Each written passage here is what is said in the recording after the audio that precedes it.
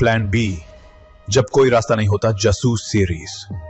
वक्त शाह किस्त नंबर 5। रात को मैं देर तक नज़ार के बारे में सोचता रहा था और जब सुबह बेदार हुआ तो तब भी वो जहन पर सवार था। गुज़श्ता रोड स्टोर पर जो वाक़या पेश आया था इसने मेरे आसाब को झंझोड़ कर रख दिया था। नज़ार से मेरी 1 साल से वाबस्तगी थी। वो बहुत ही मिलनसार और खुश अखलाक शख्स था। मेरे देखते देखते मुंह मूद के मुंह में चला गया था। इसकी मौत से मुझे गहरा सदमा हुआ था। मैं सोकर उठा तो सर सवामन जख्मी महसूस हो रहा था। सर के अकबी हिस्से में दर्द की टीसें भी उठ रही थी। मुझे सर पर किसी किस्म की कोई चोट नहीं लगी थी। ये असाबी दबाव का नतीजा था। बहरहाल एक नए दिन का आगाज तो करना था। मैंने बोझिल दिल के साथ हल्का फुल्का नाश्ता किया और अंकल सुल्तान की तरफ आ गया। कल वाले सानिया की ने इतला देना बहुत जरूरी था। मेरे बच्चे पूरी बात तवज्जो से सुनने के बाद उन्होंने गहरी संजीदगी से कहा, मैं जानता हूँ तुम्हारा दिल, तुम्हारी नीयत और तुम्हारे हाथ साफ है, इसलिए तुम्हें परेशान होने की जरूरत नहीं। अपने लिए परेशान नहीं हूँ अंकल, मैंने साफ गोई का मुजाहरा करते हुए कहा। मेरे चेहरे पर आपको जो फिक्रमंदी नजर आ रही है, ये सब नज़ार की नागहानी जुदाई के सबब है। मेरा उसके साथ दिल लग गया था। मेरे बच्चे, दिल के मामलात ऐसे ही संगीन होते हैं। वो फलसफियाना अंदाज में बोले, दिल जब कहीं लग जाता है तो फिर इंसान के एहसासात इसी नौयत के हो जाते हैं। ये तो शुक्र करो नज़ार एक मर्द था। अगर किसी लड़की से तुम्हारा दिल लग गया होता तो फिर ये लम्हात बहुत अजियतनाक हो जाते। मेरे चेहरे पर एक रंग सा आकर गुजर गया। मेरा दिल बेतरह इशारों के लिए धड़कने लगा था। मैं उसे पसंद करता था। मैं नहीं जानता कि मेरी इस पसंदीदगी को मोहब्बत का नाम दिया जा सकता है नहीं। इस अमर में किसी शक व शुबे की गुंजाइश नहीं थी कि वो मुझे अच्छी लगती थी और मैं इसे हर वक्त अपने आसपास दिल के करीब महसूस करता था। शायद ये अंकल की बात का तसलसल था या उन्होंने मेरे दिली जज्बात को चेहरे पर उभरने वाले तासुरात से भांप लिया था। नहायत ही गंभीर अंदाज में उन्होंने कहा, चंद रोज पहले किसी नाइट क्लब में तुम्हारा गुंडों से फड्डा हो गया था। वो लोफर मैक्सिकन थे और तुमने बताया है कल जो 2 लड़के तुम्हारे स्टोर पर आए वो भी मैक्सिकन थे। क्या ये उसी सिलसिले की कड़ी तो नहीं? मुझे तो ऐसा नहीं लगता। मैंने गहरी संजीदगी से कहा, अगर ये पुराना मामला होता तो वो लोग नज़ार को नहीं मुझे निशाना बनाते। मैं समझता हूँ ये एक आम डकैती की वारदात थी जिसमें पागल मैक्सिकन ने नज़ार पर बिलावजह गोली चला दी थी। मुझे इन दोनों वाक़यात में कोई रब्त ज़ब्त नज़र नहीं आता। उन्होंने एक गहरी सांस खारिज की। मेरे बच्चे, तुमने पुलिस के साथ पूरा ताउन करना है। वो जो भी सवाल करें उसका ठीक ठाक जवाब देना। अल्लाह तुम्हारी हिफाजत करेगा। मैं मज़ीद थोड़ी देर तक अंकल सुल्तान के पास बैठा हालाते हाजरा पर बातचीत करता रहा। बे सिटी से एंगलेटन की जानिब रवाना हो गया। ठीक 2 बजे मुझे अपनी ड्यूटी पर पहुंचना था। बे सिटी से एंगलेटन महज 48 मिनट की ड्राइव थी और मेरे पास अभी 1.5 घंटा बाकी था। अगर मैं आराम से भी ड्राइव करता तो 61 किलोमीटर तक का फासला 1 घंटे में तय किया जा सकता था। जब मैं सर्कल एक ग्रोसरी पहुंचा तो स्टोर के बाहर पुलिस कार को मौजूद पाया। इसका मतलब यही था कि मेरी आमद से कबल पुलिस ने अपना तफ्तीशी काम शुरू कर दिया था। मैं स्टोर के अंदर दाखिल हुआ तो बास से मुलाकात हो गई। बहुत सुबह स्टोर पर आ गया था। कभी कभार किसी इमरजेंसी में हम लोग ऐसा ही करते थे। अगर कोई वर्कर शार्ट हो जाता तो उसकी जगह कोई दूसरा डबल ड्यूटी करता था। नज़ार आर्जी तौर पर शार्ट नहीं हुआ था बल्कि इसकी जुदाई दायमी थी। लिहाजा बास को इसकी जगह किसी मुस्तकिल वर्कर को सेट करना था। मैंने बास को सलाम किया तो उसने कहा, अच्छा हुआ तुम वक्त पर आ गए। पुलिस वाले भी थोड़ी देर पहले ही आए हैं। उन्होंने सबसे पहले तुम्हारा पूछा, शायद वो तुम्हें पुलिस स्टेशन ले जाना चाहते हैं। Police station? मैंने चौंक कर बास कर देखा, मगर क्यों? मेरी आवाज़ इतनी बुलंद थी कि पुलिस ऑफिसर मेरी जानिब मुतवज्जो हो गया।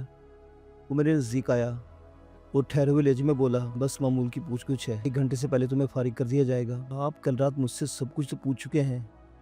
मैंने नीम एहतजाजी लहजे में कहा, अब बाकी क्या बचा है? तुम्हें पुलिस स्टेशन जाने पर कोई एतराज़ है? इसने अजीब से लहजे में कहा, नहीं। मैं अटक कर बोला, तो फिर चलो। वो दो टोक अंदाज में बोला, हमारे सीनियर ऑफिसर तुमसे चंद सवालात करना चाहते हैं। तुम जिस गाड़ी में जाओगे थोड़ी देर बाद तुम्हें इसी गाड़ी में यहाँ स्टोर पर छोड़ दिया जाएगा। ओके, आई एम रेडी, मैंने कहा। बास ने मेरी हौसला अफजाई की और कंधा थपथपाया।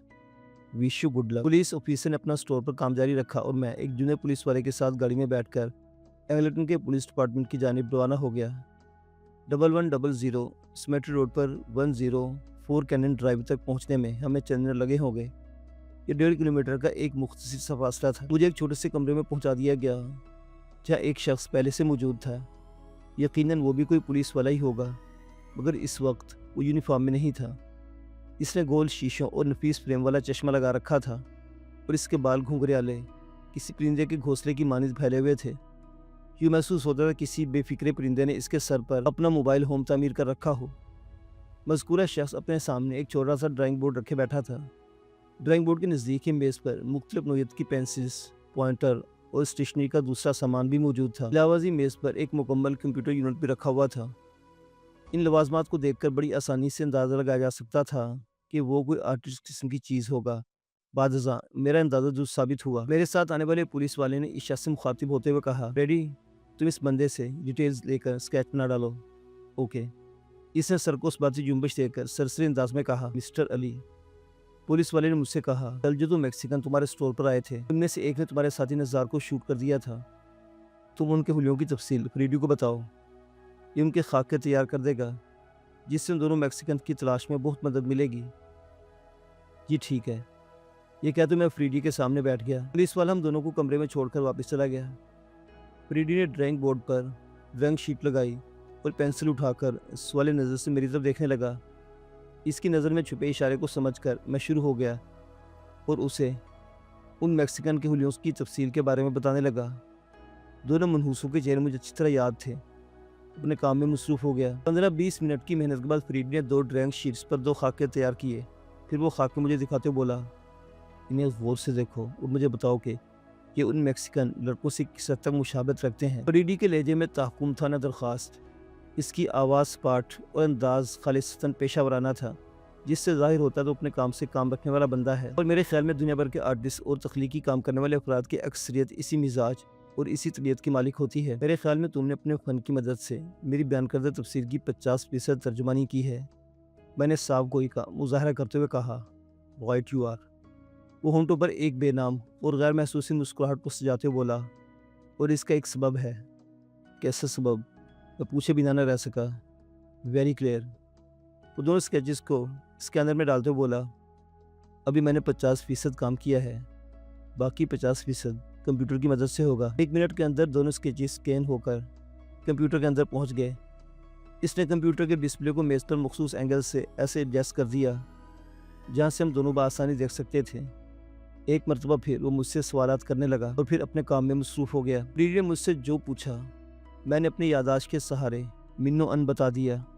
دونوں کے بالوں کا رنگ، سٹائل، چہرے کی ساخت، کان، ناک اور ہونٹوں کی بناوٹ، چہرے کی ہڈیوں کے ابھار وغیرہ وغیرہ۔ الغرض آئندہ 15 منٹ میں فریڈی نے اپنی پیشہ ورانہ صلاحیت اور مہارت کو استعمال کر کے کمپیوٹر کی مدد سے 2 ایسے خاکے تیار کر لیے جو 100% نہیں، البتہ 95% انہی میکسیکن لڑکوں کے تھے جنہوں نے گزشتہ رات ہمارے اسٹور میں گڑبڑ کی تھی، اور اس گڑبڑ کے نتیجے میں نزار اپنی جان سے ہاتھ دھو بیٹھا تھا۔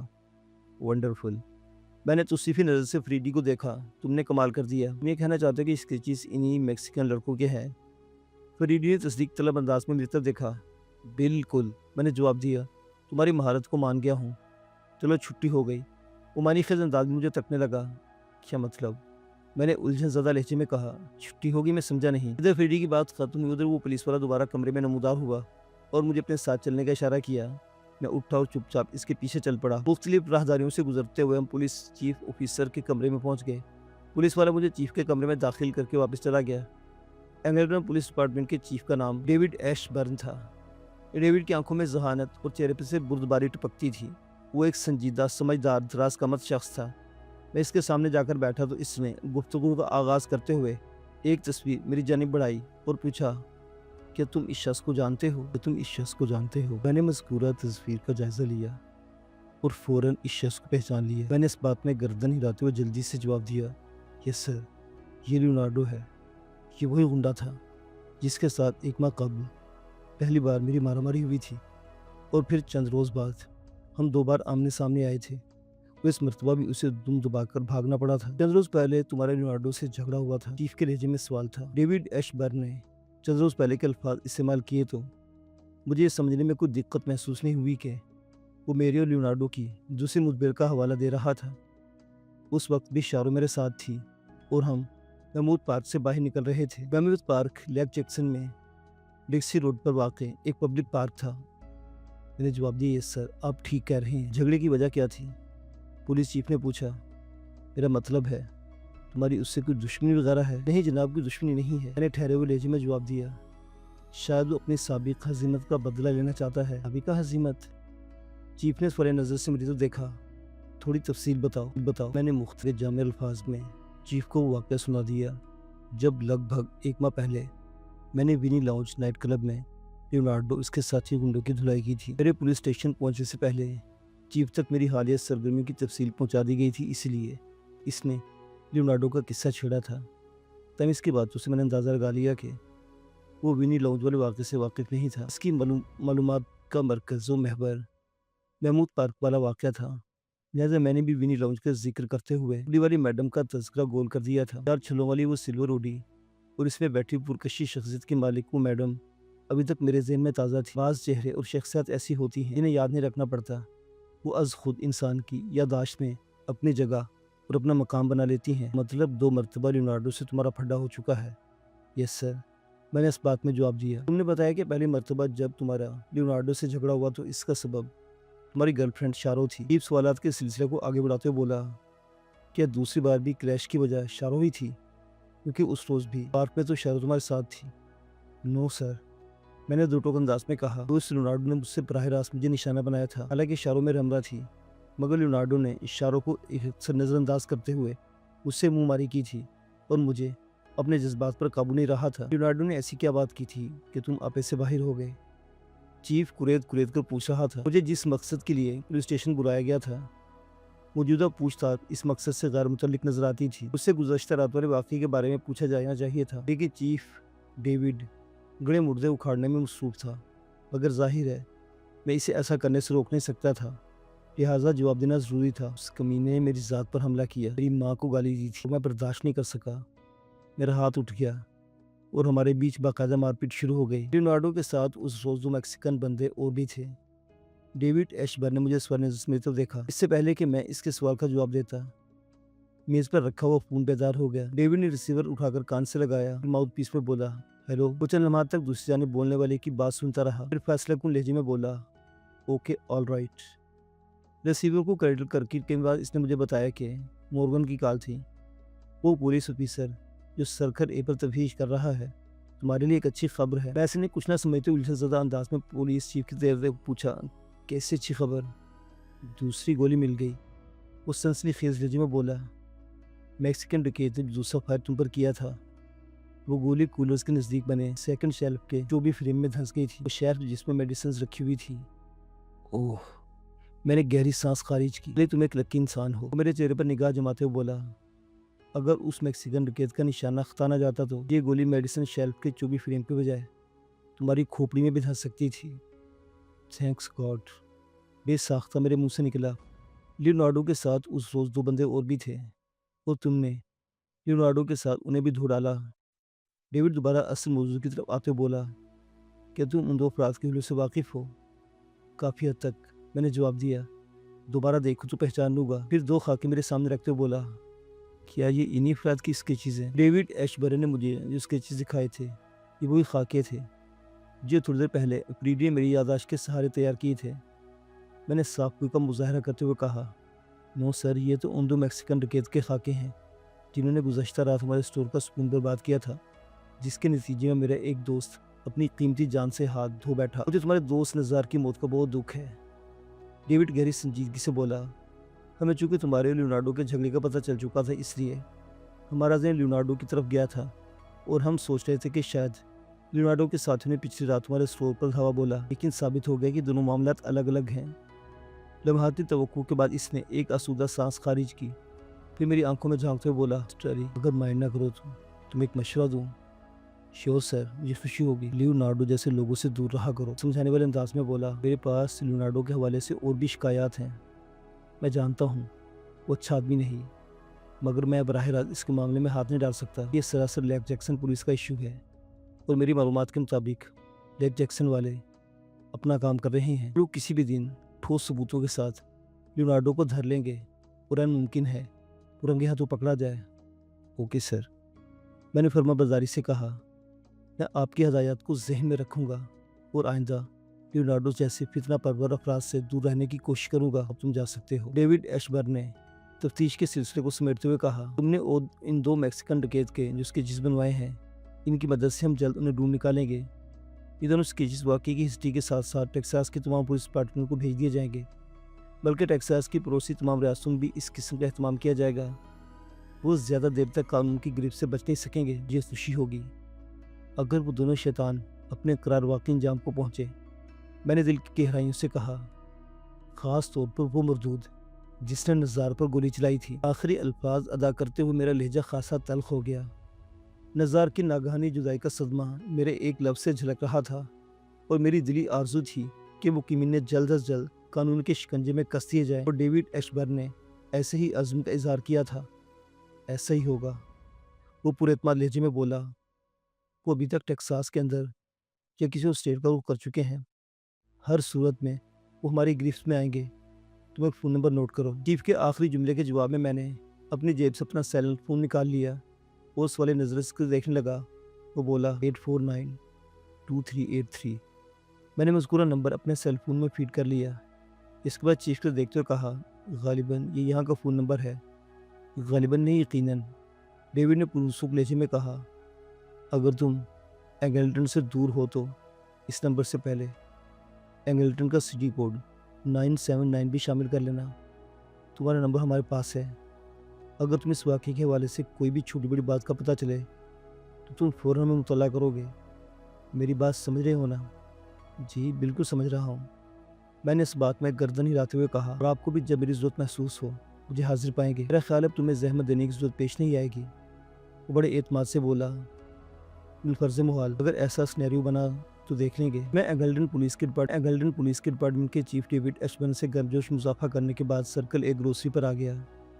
ایک بات تو طے کی، دوسری گولی کی بازیافت کے بعد پولیس کا شک میری طرف سے ہٹ گیا تھا، ورنہ چیف آفیسر پولیس ڈپارٹمنٹ کا نمبر دیتے ہوئے نے کہا تھا کہ اگر تم اینگلٹن سے دور ہو تو سٹی کوڈ بھی لگا لینا۔ اس کا مطلب یہی تھا کہ نزار کے مرڈر کے حوالے سے میری ذات کلیئر ہو چکی تھی۔ ویسے بھی مجھے یقین تھا کہ پولیس بہت جلد ان دو میکسیکن ڈکیتوں کو ڈھونڈ۔ جب میں پہنچا تو پولیس والوں کی گاڑی کو غائب پایا۔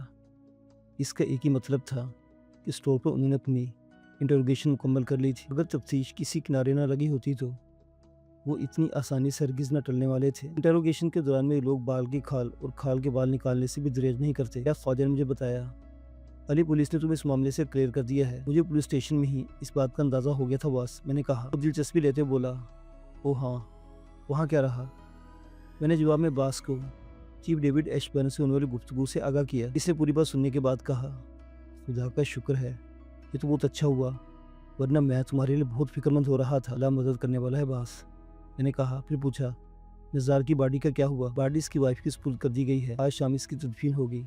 کیا تم اس کی تدفین میں شرکت کرو گے؟ ضرور، میں نے ٹھوس لہجے میں کہا۔ میں نہیں رک سکوں گا، باس نے کہا۔ ادھر شوگر لینڈ میں ایک ضروری کام ہے۔ ویسے میں نے نزار کی وائف کی مدد کر دی۔ ایسی مدد میں پوچھے بنا نہ رہ سکا۔ دیکھو علی، یہ ایک حقیقت ہے کہ نزار کے ساتھ جو کچھ ہوا وہ ایک حادثہ تھا، باس نے گہری سنجیدگی سے کہا۔ یہ بھی سچ ہے کہ انسان کی جان کی قیمت نہیں ہوتی۔ میں کسی بھی صورت نزار کو واپس نہیں لا سکتا، لیکن میں نے اس کی سوگوار بیوی کو کچھ رقم دے دی ہے جو یقیناً اس کے بہت کام آئے گی۔ آپ نے نزار کی وائف کو کتنی رقم دی ہے؟ $10,000، باس نے جواب دیا۔ گڈ، میں نے سراہنے والی نظر سے باس کو دیکھ اور کہا، میں نے بھی کچھ رقم پس انداز کر رکھی ہے، اس میں سے کچھ نزار کی وائف کو دے دوں گا۔ یہ تو بہت اچھی بات ہے، ہمیں پتہ ہے یہ امریکہ ہے، یہاں کوئی کسی کو نہیں پوچھتا، ہر شخص ڈالرز کمانے کی دوڑ میں لگا ہوا ہے، لیکن ہم مشرقی خصوصاً پاکستانی لوگ ابھی تک بعض روایت کو قائم رکھے ہوئے ہیں۔ دکھ درد میں ایک دوسرے کے کام آنا اور مالی مدد کرنا ہماری روایات کا حصہ ہے۔ اس وقت تک میں یقین سے نہیں کہہ سکتا تھا کہ میرا تعلق مشرق سے یا پاکستان سے تھا، کیونکہ انکل سلطان نے ابھی تک یہ راز مجھ پر افشا نہیں کیا تھا۔ البتہ اس بات کو مجھے وثوق تھا کہ میں الحمدللہ مسلمان تھا، اور میرے والدین بھی یقیناً مسلمان ہی تھے، جبھی میرا نام خالصتاً مسلمانوں والا تھا۔ باس کی بات کے جواب میں نے کہا، آپ بالکل ٹھیک کہہ رہے ہیں خواجہ صاحب، روایات کو قائم رکھنے میں ہی انسان کی بقا ہے۔ جو قومیں اور تہذیبیں اپنی روایات کو ترک کر دیتی ہیں، کچھ ہی عرصے بعد ان کا نام و نشان مٹ جاتا ہے، بس پھر ان کا ذکر تاریخ کی کتابوں میں ہی رہ جاتا ہے۔ تم آج چھٹی کر لو، باس نے کہا، کل فریش ہو کر آ جانا۔ میں نے ریسٹ واچ پر نگاہ ڈالی، 4 بجنے میں چند منٹ باقی تھے۔ نزار کی تدفین کا وقت قریب تھا، اس کی رہائش ایگلٹن میں ہی تھی۔ اگر میں اپنے گھر چلا جاتا تو پھر تدفین میں شرکت کے لیے وقت پر نہیں پہنچ سکتا تھا، لہٰذا میں نے یہ کام نمٹانے کے بعد ہی ادھر جانے کا فیصلہ کیا اور اپنے اس فیصلے سے باس کو آگاہ کر دیا۔ اس نے میرے فیصلے کو سراہا۔ وہاں سے مسافہ کرنے کے بعد سرکرے گروسری سے نکل آیا۔ میں روزانہ نزار کے ساتھ ڈیوٹی کرنے کا عادی تھا، اس کے بغیر اسٹور میں رکنے کا من نہیں ہوتا تھا۔ مجھے اس کی ایک عادت سی ہو گئی تھی، بکری کا بچہ بھی کچھ عرصہ آپ کے ساتھ رہے تو آپ کو اس سے انست ہو جاتی ہے۔ نزار تو پھر ایک جیتا جاگتا انسان تھا۔ میرا دل نزار کے لیے خون کے آنسو رو رہا تھا، لیکن ظاہر ہے یہ آنسو میری آنکھوں سے نہیں گر رہے تھے۔ جب آنکھیں خشک اور دل بوجھل ہو تو پھر آنسو اندر ہی گرتے ہیں، اور یہ آنسو بڑے بے زبان ہوتے ہیں، کچھ پتہ نہیں چلتا خون جگر کس کے بہہ گیا۔ معزز سامعین و ناظرین، وقت کے بادشاہ کی یہ داستان ابھی جاری ہے۔